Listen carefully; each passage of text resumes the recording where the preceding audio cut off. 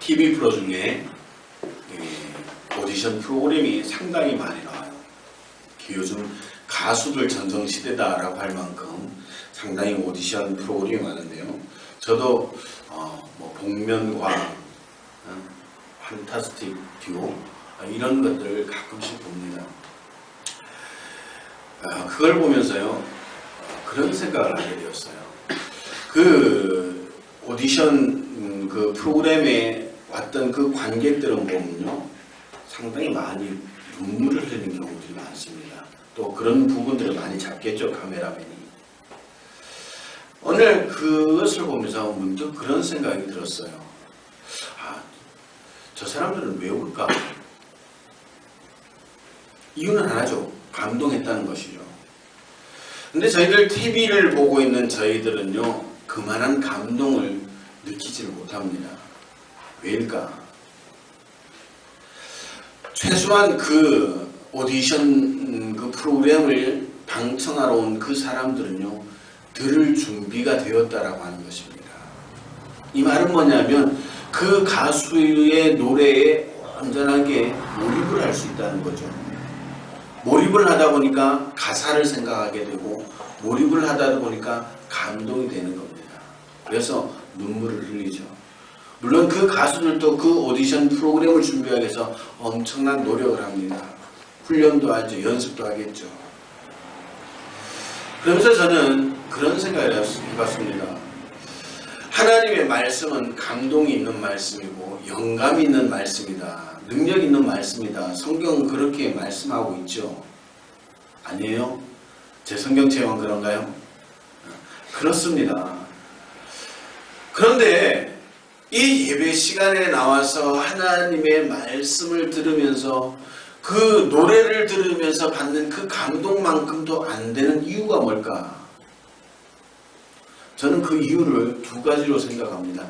첫 번째는 앞에서 설교하는 설교자의 몫이 부족했다. 그 가수들은 그 한 곡을 부르기 위해서 몇 날 며칠을 수고하고 연습하고 노력을 합니다. 최소한 그 노래를 부르면서 감동을 줄 준비를 하고 가수들은 나온다는 것이죠. 여러분들이 감동이 안 된다는 이야기는 무슨 이야기입니까? 제가 준비를 덜 했다는 얘기죠. 그래서 저는 회개했습니다. 하나님 준비하게 해주세요. 두 번째 이유는 뭘까요? 청중들은 그곳에 앉은 그 청중들은 그 가수의 노래에 몰입을 합니다. 몰입을 하다 보니까 가사를 다시 한번 되뇌이게 되고요. 그 음률을 되뇌이게 됩니다. 그러다 보니까 그 가사에 그 음률에 감동이 되는 거죠. 오늘 왜 성도들이 감동이 없을까? 여러분들이 온전히 말씀에 몰입을 하고 있냐라고 하는 것을 질문해 보고 싶습니다.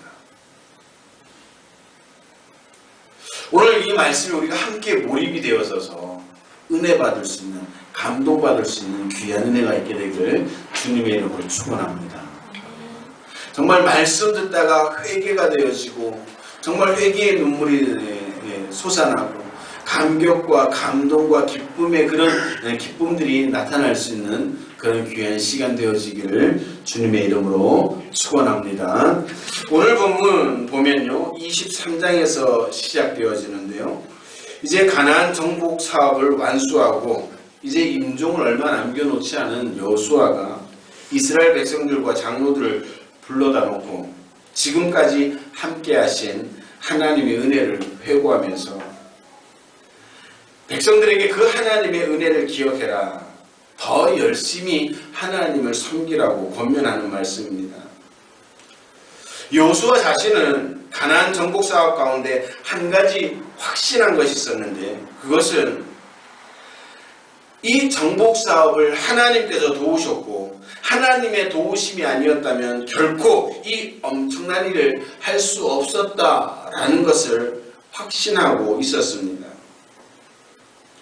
그래서 오늘 본문의 여호수아는요 백성들에게 이러한 사실들을 쭉 설명을 하는 겁니다. 하나님만 우리의 보호자가 될 수가 있다.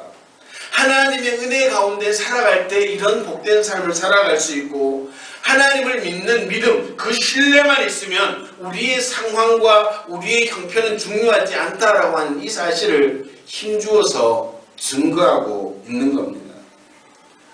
정복 사업이 완전히 끝난 것은 아니었습니다. 그들 주위에는 아직도 많은 이방 민족들이 호시탐탐 이스라엘을 노리고 있었습니다.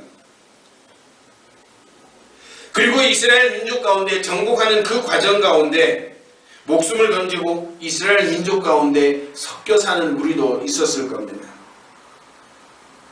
오늘 여호수아는 이런 상황을 인식하고 이스라엘 민족, 이스라엘 백성들에게 결단을 촉구하고 있습니다. 민수기 11장 4절에 보니까 섞여 사는 무리들 때문에 큰 고통을 당한 적도 있습니다. 여호수아는 이러한 사실을 알았기 때문에 더 강력하게 이스라엘 백성들을 향해 그 믿음을 촉구하고 있는 겁니다. 사랑하는 성도 여러분, 이 시대에는 여호수아를 통하여 이스라엘 백성들에게 하나님을 믿는 믿음의 결단을 촉구하셨지만 오늘 이 시대는 이 말씀과 주의 종들을 통하여 믿음을 촉구하고 있다는 사실을 기억하시기를 바랍니다. 이 결단은 단순히 입으로만 결단하는 게 아닙니다. 하나님 앞에 무엇인가 보여줄 수 있는 그런 결단을 요구하고 있는 것이죠. 2016년 시작한 지 엊그저께 같은데 벌써 이제 반년을 향해 치닫고 있습니다. 한 해를 시작하면서 마음에 결단한 것이 있었을 텐데 이 시간을 통해 다시 한번 다질 수 있는, 오늘 이 말씀을 통해 여러분들의 삶을, 여러분들의 믿음을 되돌아보고 다시 한번 결단할 수 있는 그런 귀한 은혜가 있게 되기를 주님의 이름으로 축원합니다. 우리는 참으로 믿음을 지키기 어려운 시대를 살아가고 있습니다. 그러나 이 시대적인 상황을 극복하고 여러분들이 믿음을 지킨다면 하나님은 더 큰 은혜를, 더 큰 하나님의 능력을 우리에게 베풀어 주실 것입니다. 위대한 결심이 한 사람의 인생을 바꿀 수가 있습니다.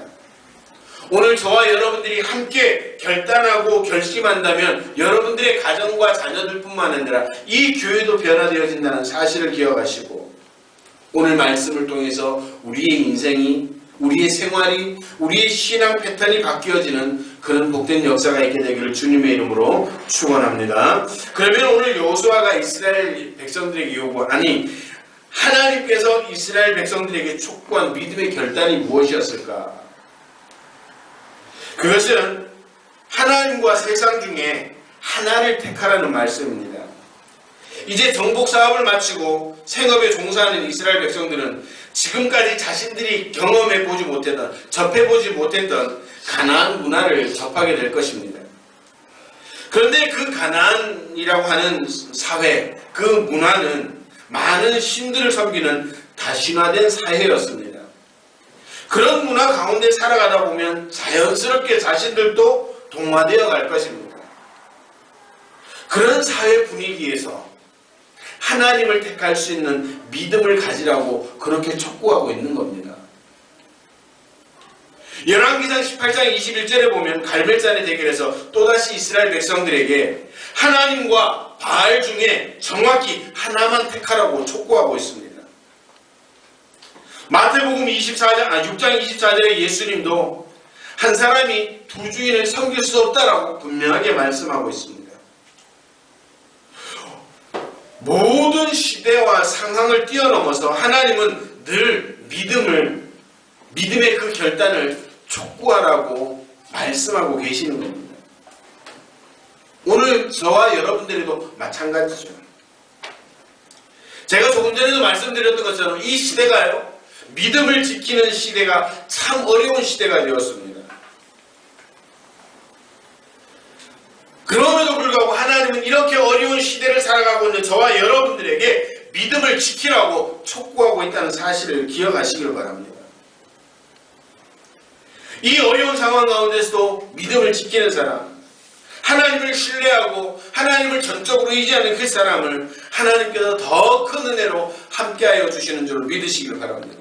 왜 우리가 이 믿음을 지키기가 어렵다고 생각을 할까?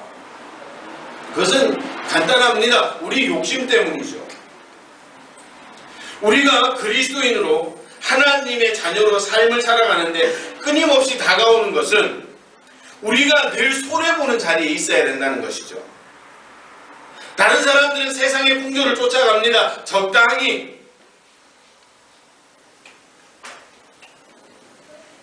그런데 우리는 늘 하나님을 기억합니다. 하나님의 말씀대로 살아가야 됩니다. 그런 마음의 부담감도 부담감이지만 그렇게 살아가다 보면 늘 뒤처지는 인생이 되는 것 같고 늘 2등 인생이 되는 것 같고 늘 손해보는 그런 생각들이 든다라고 하는 것이죠.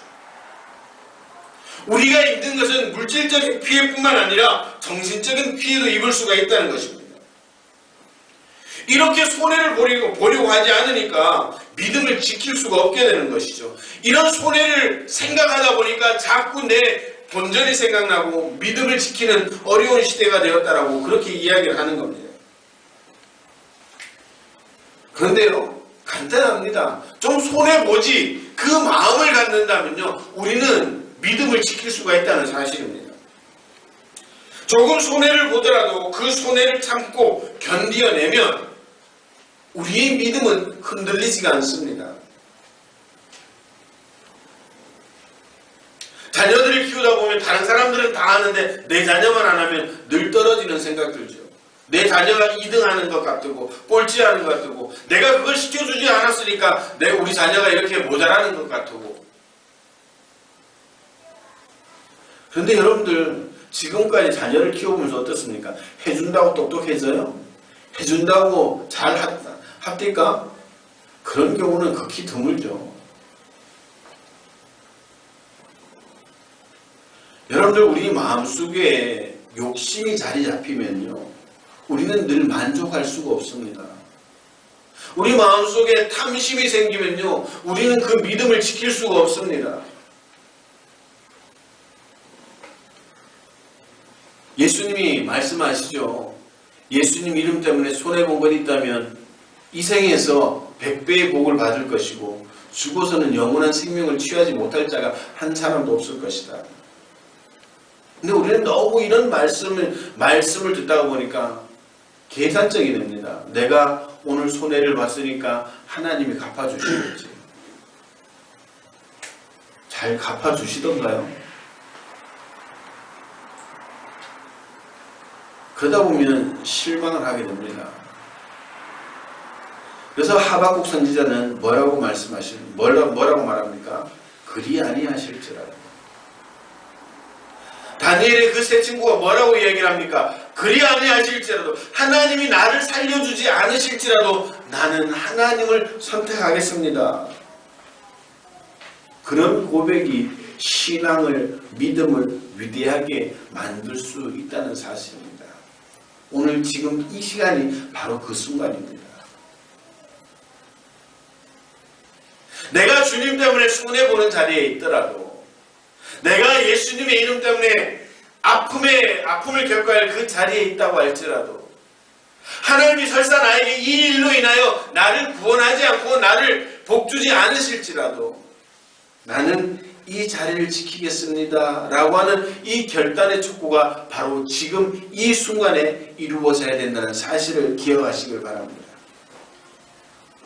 우리 행복한 교회 모든 성도들은 하나님을 택할 수 있는, 하나님의 편을 붙잡을 수 있는 그런 믿음을 소유하시기를 주님의 이름으로 축원합니다. 하나님을 택한다고 해서 바로 우리의 생활이 바뀌거나 변화되거나 행복해지지 않을 수도 있습니다. 더 어려움이 겪어질 수도 있습니다. 그러나 그 어려움마저도 받아들일 수 있다면 하나님께서 틀림없이 저와 여러분들을 통해서, 저와 여러분들의 가정을 통해서, 이 교회 공동체를 통해서 하나님이 살아계시다라고 하는 이 사실을 분명하게 보여주실 줄 저는 확신을 합니다. 저희 아버님이 요즘 많이 편찮으십니다. 그래서 며칠 동안 아버님이 지금 청주에서 입원하고 계시는데 청주회를 좀 다녀왔습니다. 아버님과 이야기하는 가운데 그런 말씀을 하세요. 요즘 저희 아버님이 정말 며칠 전에는 생사를 오락가락할 정도로 그렇게 편찮으셨습니다. 아버지 요즘 어떤 기도를 하세요? 저희 아버님이 그 말씀을 하셔요. 나는 요즘 우리 자식들 잘 되게 해달라는 기도한다. 그리고 내가 이렇게 침상에 있지만 하나님을 경험할 수 있는, 하나님이 보여지게 해달라고 그렇게 기도를 한다고 합니다. 저희 아버님 말씀이 그렇습니다. 보여지지 않는 하나님을 믿으려고 하니까 너무 힘들고 어렵다는 것이죠. 마음이 흔들릴 때가 너무 많다는 거예요. 그래서 하나님 보여주세요. 그 기도를 한다는 겁니다. 죽음을 목전에 둔 그 노인 어른이 그런 마음이 있다면 우리는 이 땅에 살아가면서 얼마나 그런 위기가 많겠습니까? 내가 하나님을 선택하는 그 순간이 한 번이, 그 한 번의 그 내려놓음이 내 인생에 큰 타격이 될 수 있다라고 생각하는 그 인생의 위기가 얼마나 많이 있겠습니까? 다음 주에 설교할 사르밧의 과부 이야기도 그렇습니다. 우리는 그 사르밧 과부 이야기를 하면서 그 여인은 복받은 여인이라고만 생각합니다. 그런데 여러분들 생각해 보세요. 그 여자가 단 한 줌의 밀가루로 이제 마지막 빵을 해먹고 죽으려고 하는 그 마음, 먹고 있는 그 자리에서 엘리야는 이야기합니다. 그 빵을 나에게 먼저 만들어 와라. 여러분들이라면 어떻겠습니까? 그 순간 그게 놓아질 것 같습니까? 아니죠.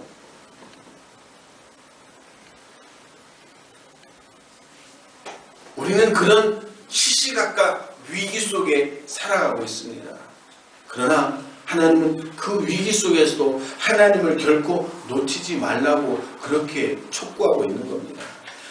그 위기이지만 정말 세상의 나락에 떨어지고 정말 나 혼자 2등 인생, 꼴찌 인생이 될 것 같은 그런 위기감 속에서도 하나님 붙잡으라고 그렇게 촉구하고 있습니다. 그 하나님을 잡을 수 있는 방법은 바로 욕심을 내려놓는 겁니다. 욕심을 내려놓는 순간 우리는 말할 수 없는 자유함을 얻을 수가 있다는 사실을 기억하시길 바랍니다.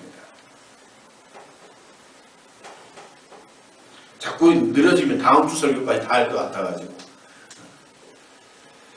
사랑하는 성도 여러분, 오늘 하나님은 이 여호수아를 통해서 촉구하고 있는 게 바로 그겁니다. 지는 것 같지만, 떨어지는 것 같지만, 그럼에도 불구하고 하나님을 선택하라. 그렇게 선택할 때 너희들의 인생이 바뀌어질 거라고 그렇게 말씀하고 있다는 사실입니다. 오늘 그 말씀이 저와 여러분들의 말씀입니다. 오늘 저와 여러분들이 하나님을 선택하는 그 순간 우리는 지금까지 경험하지 못했던 그 자유함이 있다는 사실을 기억하시고 그 자유함 속에 살아갈 수 있는 저와 여러분들이 되시기를 주님의 이름으로 축원합니다. 두 번째로는 하나님의 말씀에 순종할 것을 촉구하고 있습니다. 오늘 본문 23절에 보면 너희 마음을 여호와께로 향하라고 말한 그 여호수아는 그 가나안 정복 사업을 하는 동안 철저히 느낀 것이 있었습니다. 그것은 하나님의 말씀에 대한 순종이었습니다. 모세가 죽고 여호수아가 이스라엘의 지도자로 세워지는 그 순간에 하나님이 그에게 말씀하신 게 뭡니까? 여호수아 1장 7절에서 보니까 오직 너는 마음을 강하게 하고 극히 담대하여 나의 종 모세가 내게 명한 율법을 다 지켜 행하고 좌로나 우로나 치우치지 말라. 그러면 어디로 가든지 형통하리니. 한마디로 주님은 뭐예요? 하나님 말씀에 순종하라는 겁니다. 그래서 그는 어디에 있든지 무엇을 하든지 그 하나님의 말씀을 기억하였습니다. 그런 그에게 주어진 은혜와 복이 뭡니까? 여호수아 23장 1절에 보니까 여호수아는 가나안 정복 사업을 마치고 안식을 가질 수 있었다고 이야기를 합니다. 안식이라는 건 거저 주어지는 게 아닙니다. 그는 정복 사업 가운데 믿지 못할 일들을 많이 경험을 했습니다. 그는 하나님의 말씀에 순종할 때 요단강이 갈라졌습니다. 하나님의 말씀에 순종할 때 견고한 그 여리고성이 자신이 보는 눈앞에서 그냥 힘없이 무너지는 그런 광경을 보았습니다. 그뿐입니까?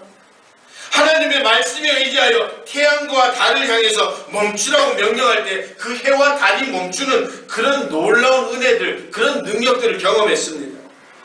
하나님의 말씀에 순종할 때 이 모든 일들이 가능했다는 것입니다. 사랑하는 성도 여러분, 여호수아에게 역사하셨던 그 하나님은 오늘도 말씀에 의지하고 순종하는 성도들을 통하여 이런 귀한 역사들을 보여주시는 줄로 믿으시기를 바랍니다. 우리가 이 말씀의 능력을 보지 못하는 것, 이 말씀의 능력을 경험하지 못하는 것, 그것은 우리가 너무나 이성적이고 냉철해서 그렇다는 것을 우리는 한 번쯤은 생각해 봐야 됩니다.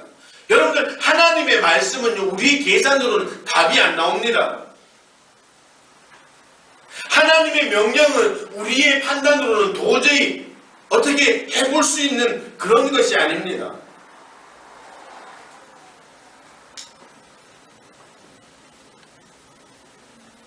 저희 아버님이 그런 이야기를 나누면서 이야기를 하면서 제가 그렇게 했습니다.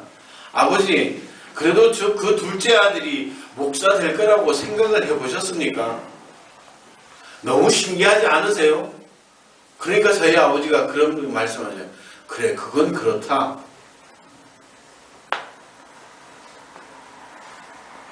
하나님의 말씀에 순종할 때 그런 놀라운 은혜들이 나타나게 된다는 사실입니다. 여러분들, 말씀 순종 단순하게 생각하셔야 됩니다. 하라, 그러면 하면 됩니다. 하지 말라, 안 하면 됩니다. 그런데 조금 전에 말씀을 다시 한번 반복된다면 그 하라고 하는 그 말씀 가운데 내 욕심이 들어가니까 못하는 거예요. 그죠? 하지 말라고 하시는데 거기에 내 탐심이 들어가니까 안 할 수가 없는 거예요. 믿음은 단순한 겁니다.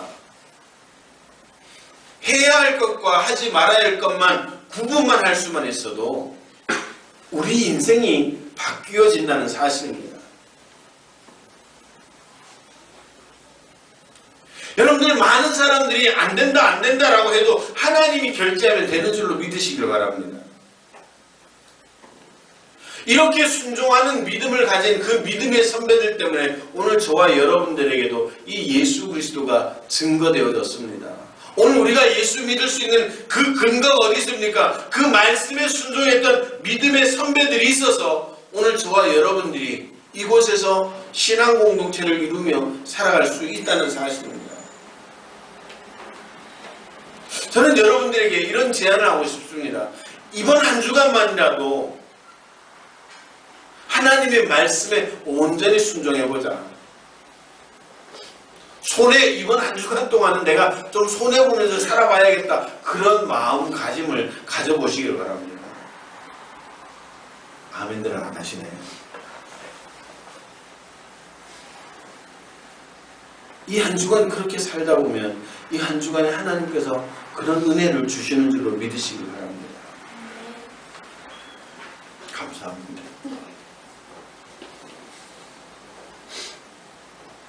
여러분들, 그 결단이요, 여러분들의 인생을 위대하게 만드는 겁니다. 여러분들의 그 결단이 여러분들의 가정을, 여러분들의 가문을 위대하게 만드는 겁니다. 어렵다고 생각하면 너무너무 어려울 것입니다. 그러나 쉽다고 생각하면 그것처럼 쉬운 게 없습니다.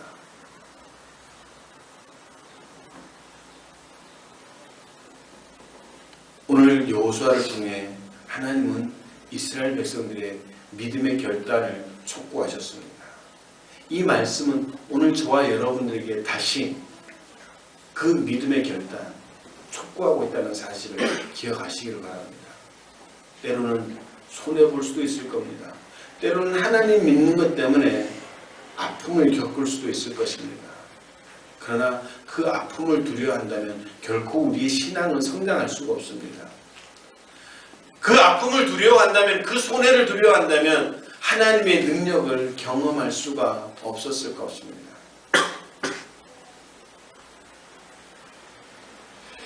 여호수아 처음 시작하면서 이제 그 여호수아 앞에 놓여진 그 요단강은 장마철이었습니다. 어마어마하게 물살이 빠르고 엄청나게 지나갔습니다. 그런데 하나님은 제사장들에게 그 물가에 서 있으라고 말합니다. 제사장들이 요단강을 밟는 순간 요단강이 갈라지고 물벽이 생겼습니다. 제사장들은 백성들이 다 지나가는 동안 그 물벽을 등에 지고 지나가는 것을 보았을 겁니다. 여러분들 앞에 물벽이 서 있는 겁니다. 여러분들이 서 있기 때문에 오늘 이 지역이 이만큼 돌아간다라고 하는 그런 자존감을 가지시길 바랍니다. 여러분들이 포기한다면, 여러분들이 내려놓는다면 이 지역은 더 이상 소망 없는 지역입니다. 이 나라 이 민족은 더 이상 소망이 없습니다. 두렵고 떨리는 마음 없었을까요? 그 물벽을 보고 있던 그 제사장들이 이 물벽이 순간적으로 터지면 어떡하지? 그런 생각을 안 했을까요? 그러나 하나님을 전적으로 신뢰하는 그 믿음이 그 두려움을 극복했습니다. 그 두려움을 극복할 때 이스라엘의 그 200만이 넘는 그 사람들이 그 요단강을 무사히 건널 수 있었다는 사실입니다. 오늘 믿음으로 살아간다는 것, 내가 하나님의 자녀로 살아간다는 것, 꼭 행복하지 않을 수도 있다는 사실입니다. 그러나 그런 주어진 삶의 환경들 때문에 두려워하고 포기한다면 더 이상 여러분들의 삶은 소망이 없다는 사실입니다.